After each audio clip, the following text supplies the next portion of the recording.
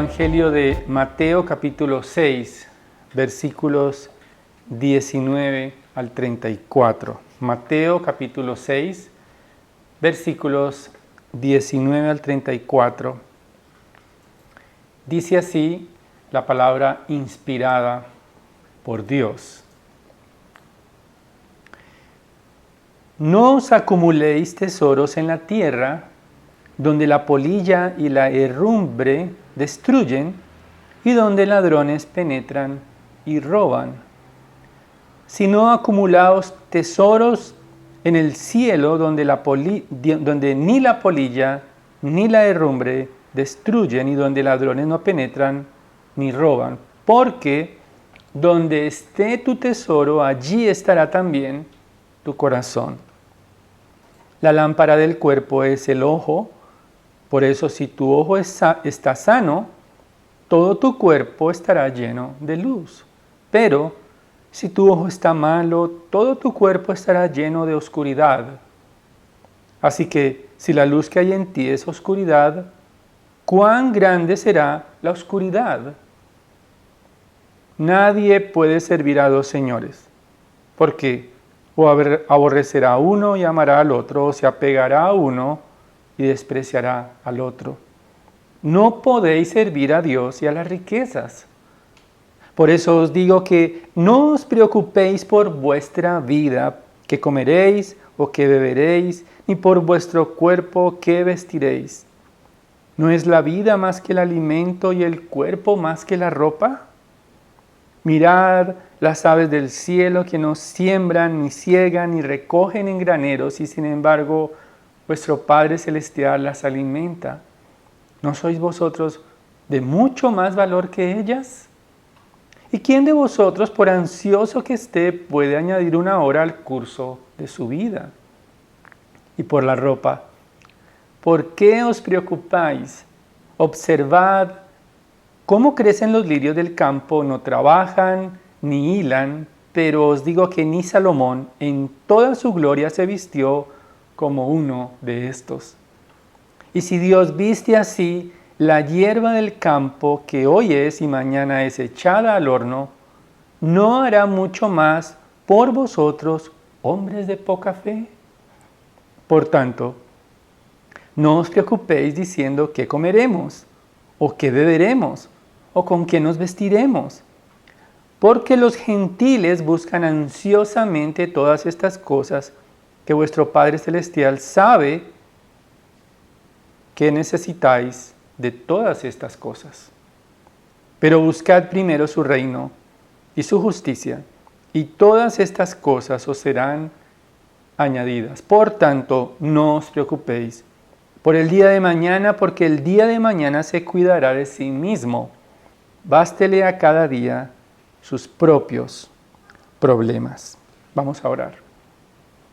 Padre, te damos gracias porque tu palabra es perfecta, que limpia el alma, que nos libra de temores, de preocupaciones, al ver la inminencia y el resplandor de tu reino en nuestro alrededor.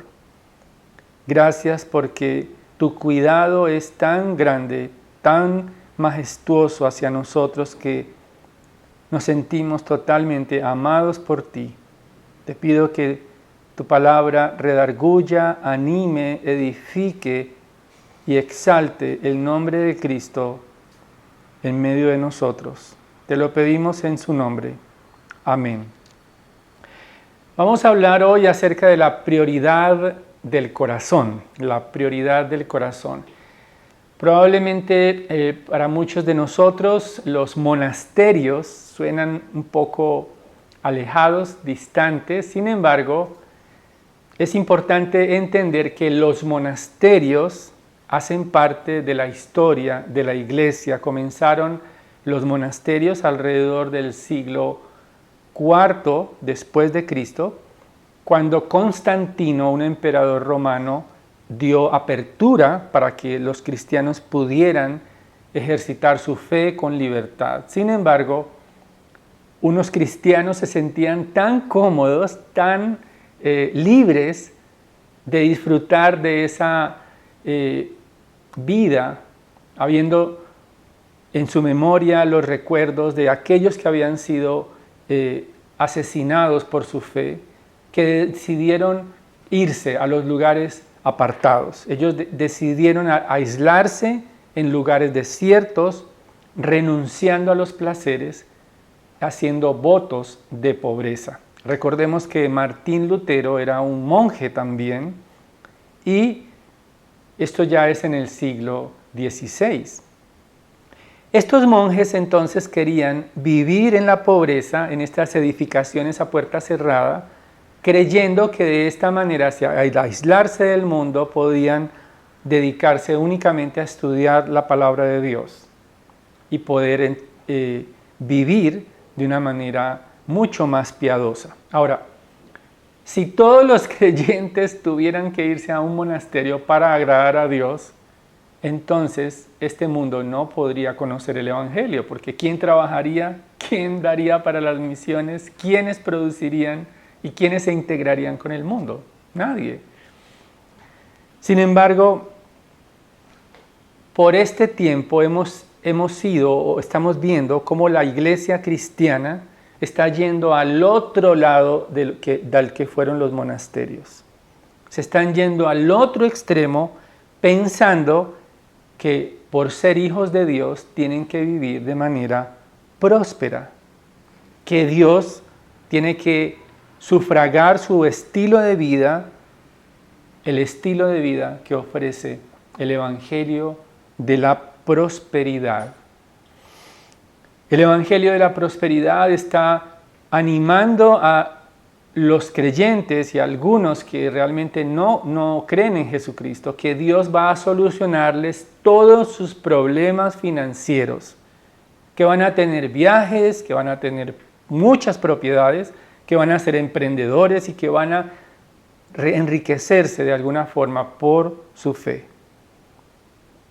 Estos púlpitos del Evangelio de la Prosperidad están hablando todo el tiempo de dinero, de siembras, de pactos, creyendo que ser hijos de Dios nos capacita para vivir como reyes. La pregunta que tenemos que hacernos esta mañana es, ¿será que Dios de un lado, tienen razón los monjes de hacer votos de pobreza para poder agradar a Dios? ¿Será que Dios nos exige que nos desprendamos de todos los bienes que tenemos y que siendo pobres, miserables, vamos a agradar a Dios? ¿O será por otro lado que tenemos que vivir con mucho dinero, con mucha ostentación, para poder mostrar a la gente que somos hijos del Rey? Creo que ninguna de estas dos respuestas nos proporciona una dirección. Y este es el mensaje para ustedes y para mí también en esta mañana. Necesitamos entender que nuestra actitud frente al dinero y las posesiones revelará si Dios tiene la prioridad en nuestro corazón. Nuestra actitud frente al dinero y las posesiones revelará si Dios tiene la prioridad en nuestro corazón. Vamos a dividir este texto en dos partes. La primera, vamos a ver cómo es inútil tratar de confiar en Dios y en las riquezas al mismo tiempo. Es inútil tratar de confiar en Dios y en las riquezas al mismo tiempo, en los versículos 19 al 24. Y en segundo lugar, veremos que es inútil preocuparse por el futuro, de los versículos 25 al 34. Vamos nuevamente allí al texto de la palabra de Dios. Es inútil tratar de confiar en Dios y en las riquezas.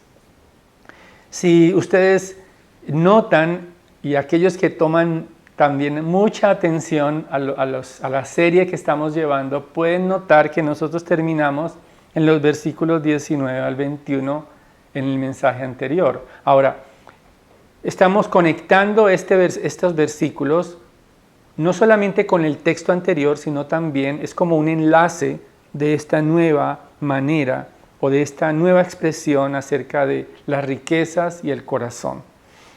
Los versículos 19 al 21 fueron como una conclusión que nos ayudó a entender que no podemos tener un corazón dividido buscando la piedad para la admiración de los hombres, porque no podemos vivir de una manera que Dios nos apruebe y al mismo tiempo la aprobación humana.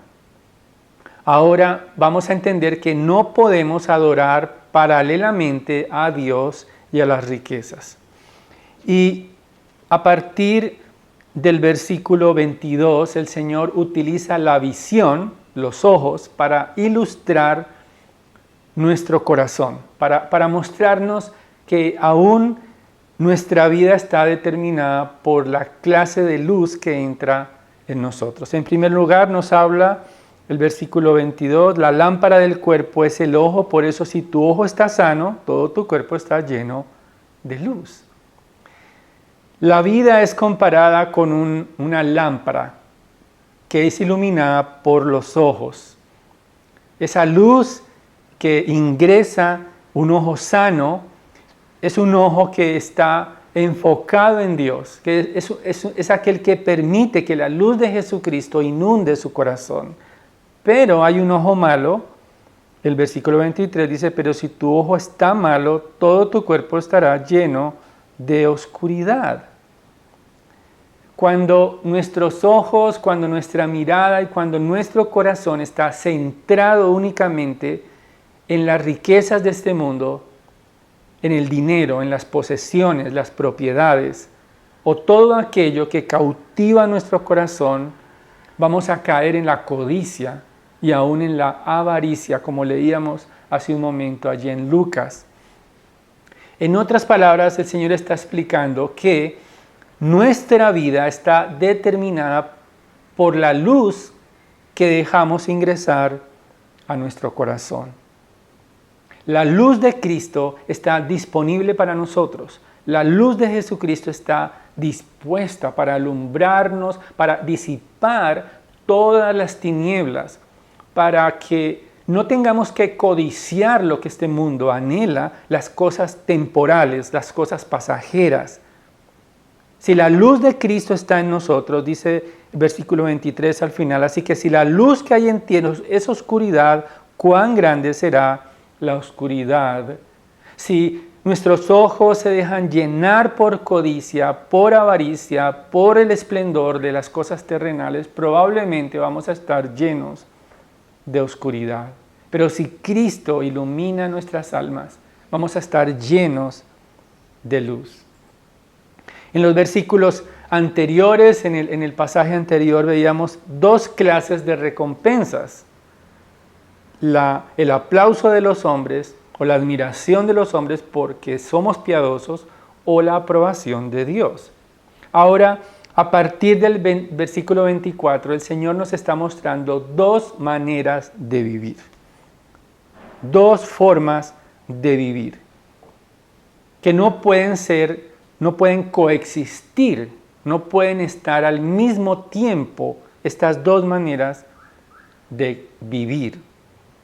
La primera es con un corazón dividido, un corazón dividido. Ahora, ¿qué significa esto de un corazón dividido? Dice el versículo 24, nadie puede servir a dos señores, porque o aborrecerá a uno y amará al otro, o se apegará a uno y despreciará al otro. No podéis servir a Dios y a las riquezas. Un corazón dividido es inútil tratar de tener un corazón dividido porque el Señor está diciendo, allí sentado en el monte está dando instrucciones a sus potenciales discípulos, que aquellos que siguen el reino de Dios deben tener una justicia superior a la de los fariseos, es decir, un corazón íntegro, un corazón de una sola pieza. Y está enfatizando el Señor que nuestro corazón debe estar solamente alineado en un solo sentido. No se puede servir a dos señores. Y la palabra allí utilizada en el versículo 24 dice, nadie puede servir a dos señores porque aborrecerá a uno y amará al otro. Esto tiene que ver con la esclavitud. En otras palabras, no podemos ser esclavos al mismo tiempo de Dios, ni ser esclavos al mismo tiempo de las riquezas. No podemos tratar de tener la seguridad en Dios y tener un seguro como una especie de comodín en las riquezas. No podemos complacer a Dios y al mismo tiempo a las posesiones. No podemos creer que Dios es nuestro centro del corazón y al mismo tiempo confiar en las riquezas, en las posesiones. Porque ¿qué dice el Señor? No podéis servir a Dios y a las riquezas. Se requiere una justicia superior del reino. Se requiere que nuestros corazones estén únicamente sirviendo a un solo Señor, porque esa duplicidad es una justicia como la de los fariseos. No podemos pretender tener nuestros bolsillos una seguridad y al mismo tiempo confiar en Dios. Es imposible según el Señor Jesucristo. Es inútil totalmente. El corazón humano, nuestro corazón, no puede tener dos dueños. No hay posibilidad de amar a Dios y amar las posesiones materiales. Y aquí está la insensatez del Evangelio de la prosperidad, donde pretenden usar a Dios como una especie de amuleto para que les provea todos sus deseos, pasiones, anhelos y sus deseos saciados en las cosas materiales. En otras palabras, Jesucristo y el Evangelio de Dios es tomado como una excusa para enriquecerse y para proyectarse en un mundo de éxito en esta tierra, lo cual es imposible según el texto que estamos estudiando. Y es bueno preguntarnos en esta mañana, ¿quién tiene el dominio de nuestro corazón? ¿Quién es el dueño de nuestro corazón? ¿A quién estamos sirviendo realmente? ¿Si a Dios o a las posesiones materiales? Dios exige la prioridad. Una prioridad del corazón a la cual nos anima, y eso nos lleva al segundo punto. Es inútil preocuparse por el futuro. A partir del versículo 25 vemos cómo el Señor Jesucristo está mostrando que nuestras preocupaciones, nuestras ansiedades, nuestros temores por el mañana van a revelar las prioridades del corazón. Pero el Señor, en medio de su ternura, nuestro Señor Jesucristo, Él quiere que nos desapeguemos de ese amo que nos esclaviza, que son las cosas materiales, las posesiones, el dinero, esas preocupaciones por el futuro. Él quiere invitarnos a despojarnos de esa esclavitud y poder entregar nuestra esperanza únicamente en Dios. Y lo hace de una manera tierna. Él no lo hace con amenazas, no nos dice, bueno, si ustedes no tienen como amo a mi Padre Celestial, van a ir al infierno. No. Él lo hace a través de argumentos lógicos y argumentos que son fácilmente de entender por ustedes y por mí. Y da razones poderosas para apuntar a nuestro entendimiento, a nuestra mente, a nuestro intelecto, para que confiemos absolutamente y no traicionemos a Jesucristo. Jesús nos anima a confiar en Dios haciendo una comparación entre cosas de menor valor y cosas de mayor valor. Siempre, si nos ponen a comparar cosas de mayor y menor valor, siempre vamos a escoger lo de mayor valor, y eso es lo que quiere el Señor Jesucristo mostrarnos. Él muestra que la vida y el cuerpo son mucho más valiosos para Él, y para nosotros debería ser mucho más importante que la comida y el vestido. El versículo 25 nos dice, por eso os digo, no os preocupéis por vuestra vida, qué comeréis o qué beberéis, ni por vuestro cuerpo, qué vestiréis. ¿No es la vida más que el alimento y el cuerpo más que la ropa? Mirad las aves del cielo que no siembran, ni ciegan, ni recogen en graneros, y sin embargo vuestro Padre Celestial las alimenta. Aquí el Señor Jesucristo no nos está pidiendo que tenemos que hacer un estudio biológico de las aves, que tenemos que irnos, adentrarnos en los bosques para ver si las aves almacenan o no almacenan. En realidad está apelando a nuestro sentido común, está llamando la atención. Quizás había pájaros en ese monte donde él está expresando este discurso, quizás escuchaban las aves allí cantar alrededor y él les está diciendo, estas aves realmente no les preocupa el día de mañana, no están acumulando en sus nidos nada, simplemente descansan todo el tiempo en la provisión de Dios. Esas aves del cielo literalmente son alimentadas por Dios y cuántas toneladas de comida cada pájaro come durante su vida. Por toda la tierra hay aves de diferentes tamaños, de diferentes colores y todas ellas tienen su provisión.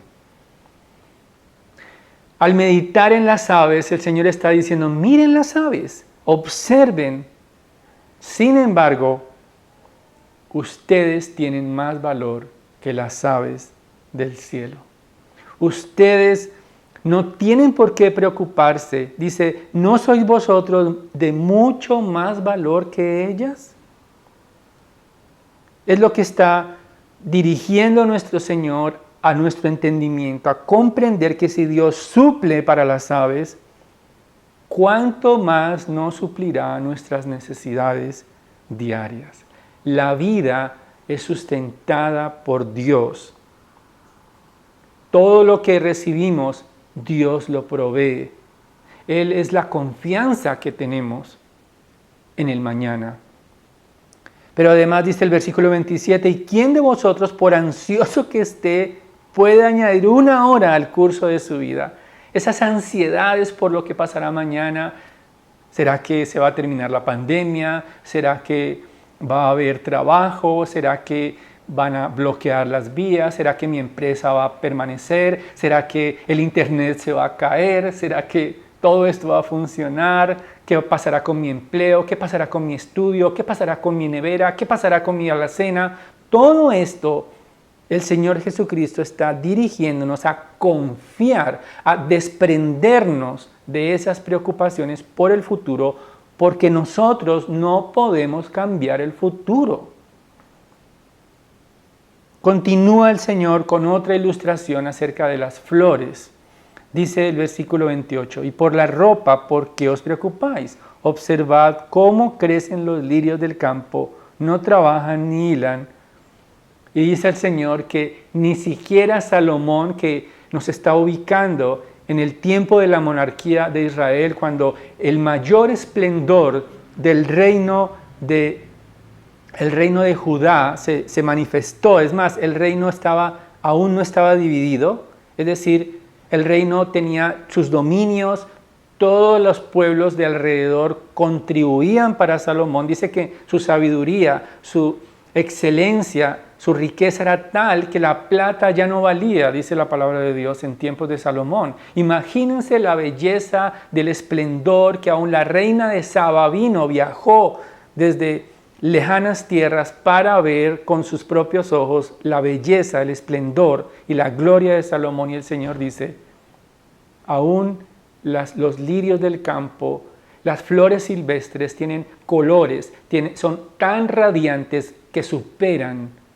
toda la riqueza de Salomón. Podemos llegar a pensar que nosotros necesitamos preocuparnos cada día para que podamos tener lo que necesitamos. El Señor dice todo lo contrario. Versículo 31. Por tanto, no os preocupéis diciendo qué comeremos o qué beberemos o con qué nos vestiremos.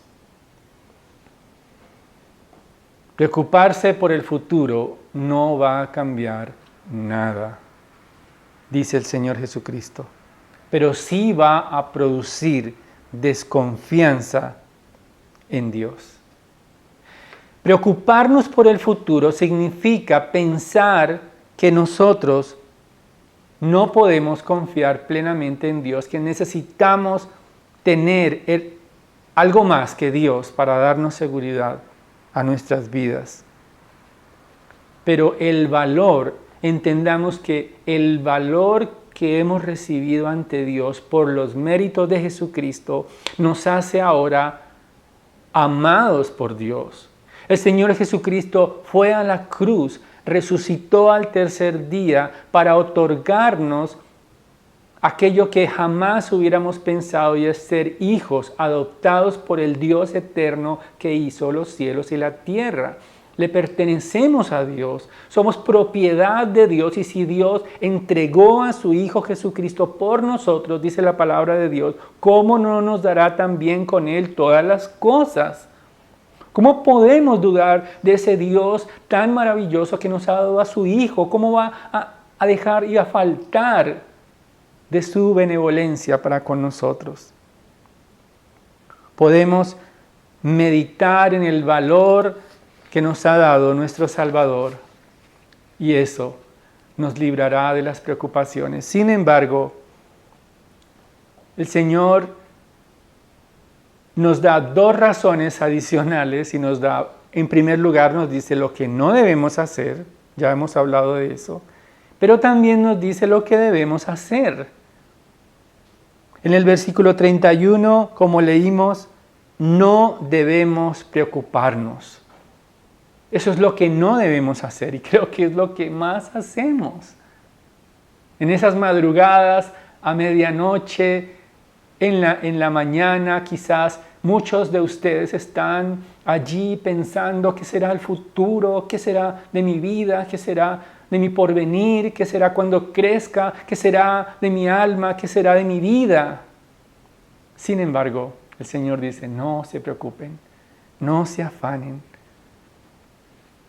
Porque hacer esto es vivir como los incrédulos. Dice el versículo 32, porque los gentiles, en este caso está hablando de todos aquellos que no pertenecen al pueblo del pacto, es decir, los incrédulos, los paganos, los que tienen otros dioses, dice, buscan ansiosamente todas estas cosas que vuestro Padre Celestial sabe que necesitáis. Si tenemos un Padre en los cielos, debemos confiar en la provisión del Padre. Cuando no confiamos en la provisión del Padre, estamos casi que diciéndole al Señor, tú no eres mi Padre. Estamos portándonos como huérfanos que no tenemos cómo solventar nuestras necesidades. Al no creer en el Señor, al no confiar en el Señor, al no descansar en el Señor, estamos diciéndole a Dios, tú no eres suficiente para mí, necesito algo más. Para mi subsistencia necesito preocuparme ansiosamente por obtener una seguridad adicional a la que nos ofrece el Señor. Pero en el versículo 33, el Señor en el 32 nos dice lo que no debemos hacer, no preocuparnos, no estar ansiosamente trasnochados, sin dormir, sin comer, pensando y meditando todo el tiempo en qué va a pasar mañana. En vez de eso, el Señor nos invita a lo que sí debemos hacer. Versículo 33. Pero buscad primero su reino y su justicia, y todas estas cosas os serán añadidas. Ese verbo que está en el idioma original, en el imperativo, está en un modo ese verbo que es una orden. Es decir, no hay posibilidad de hacer otra cosa. El Señor Jesucristo está dando un mandato a sus futuros discípulos en el Sermón del Monte. Él está sentado allí mostrando y revelando las pautas del reino con una justicia superior, con un corazón íntegro, con un corazón que no está dividido, con un corazón que no puede amar a Dios y a las riquezas y está determinado a alentarnos a nosotros a buscar. Es una orden, es un mandato que no puede ser negociado. Esa es la forma del verbo en el idioma original. Buscad el reino de Dios, pero buscarlo primero. Es decir, la prioridad de los hijos de Dios, de los discípulos de Jesucristo, la prioridad máxima es el reino de Dios. En otras palabras, nuestras prioridades no deben estar centradas en las cosas terrenales, sino en el reino, en el gobierno de Dios. Nuestras prioridades deben estar centradas en la manera de cómo crecer a la imagen y a la estatura de Cristo. Nuestras prioridades deben estar enfocadas, centradas en el amor por Dios, en estar listos y preparados para su venida, en extender el reino en esta tierra. Ahora, esto no significa que no tengamos que trabajar. El Señor no está diciendo abandonen sus trabajos, como los monasterios, abandonen sus planes, no planeen el futuro, no piensen en nada. Él está diciendo, no se preocupen, pero debemos estar activamente produciendo, planeando, estudiando, diseñando nuestra vida en esta tierra. Tener el enfoque en la prioridad del reino de Dios no significa que no seamos productivos. No significa que no podamos pensar y hacer un cronograma de trabajo de lo que vamos a hacer. Es más bien no preocuparnos, ni afanarnos, ni estar totalmente ansiosos por las cosas transitorias de esta vida. Jesucristo pagó por eso en la cruz, para que nosotros tuviéramos totalmente nuestro corazón íntegro, de una sola pieza para Él. Si damos la exclusividad, la prioridad al reino de Dios y su justicia, entonces podremos ser sustentados, porque Dios no va a dejar avergonzado a aquel que renuncia a todo por Él. El salmista dice, no he visto a justo mendigando pan. Jamás el Señor dejará avergonzados a aquellos que renuncian por el reino de Dios a las ansiedades de esta tierra. Dice el Señor, pero buscad primero su reino y su justicia y todas estas cosas os serán añadidas, es decir, todas las cosas que necesitamos, como veíamos en la oración modelo. El Señor sabe nuestras necesidades mucho antes de que se las pidamos.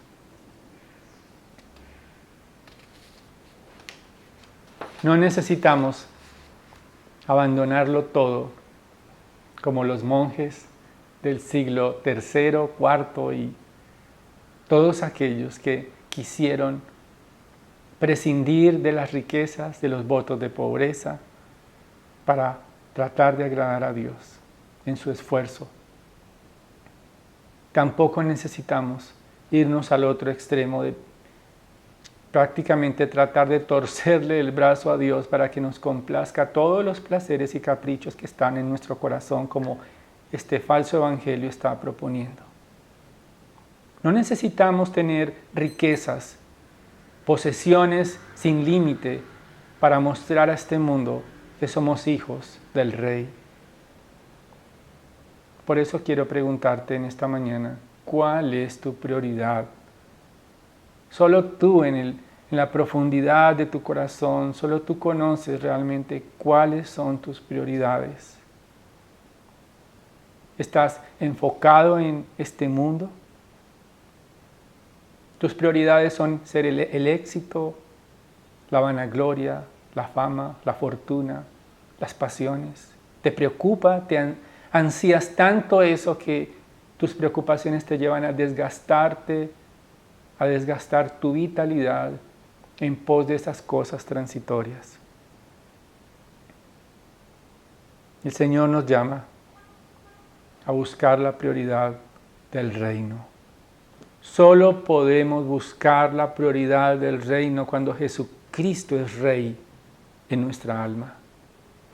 Y Jesucristo solo será Rey cuando nos arrepintamos del pecado. Cuando reconozcamos que nuestro corazón está dividido. Cuando reconozcamos por medio del arrepentimiento que necesitamos un Salvador que reine en nuestro corazón. Cuando necesitamos ser saciados con el agua que sacia nuestra sed. Con el pan de vida. Solo aquellos que son saciados por Jesucristo podrán amar a Dios sobre todas las cosas. Nuestro corazón nos traicionará si lo hacemos en nuestras fuerzas. Quiero terminar con una frase de John Stott, un teólogo, sobre este pasaje. Él dice lo siguiente: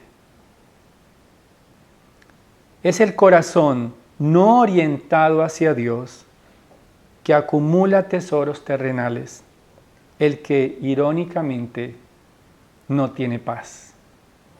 Pero la gente que vive como las flores y los pájaros, aparentemente insensatos desde la perspectiva financiera del mundo, están libres de ansiedad.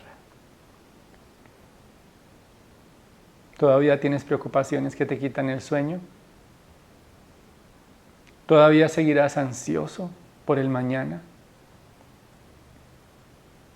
Descansa completamente en el cuidado del Padre Celestial. Descansa completamente en su amor por ti, porque eres tan valioso para Dios. Le perteneces a Él y Él te ama tanto que te tiene a ti y a mí como coherederos con el Dios perfecto, con su Hijo Jesucristo. Oremos. Padre, te damos gracias por tu palabra que nos enseña a examinar nuestro corazón, Señor. Ayúdanos a volcar nuestros afectos y nuestra vida hacia el reino eterno de tu Hijo.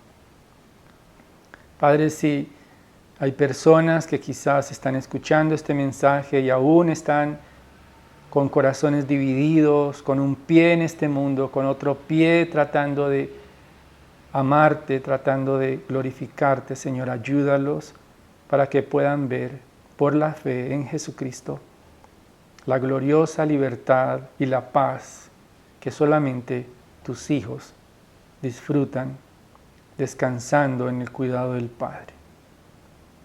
Ayúdanos, Señor, para que nuestra prioridad sea tu reino, por encima de todo, mientras vivimos en la expectativa del regreso de Cristo. Te amamos y te necesitamos cada día, Señor. La gloria sea para tu nombre, por siempre. Amén.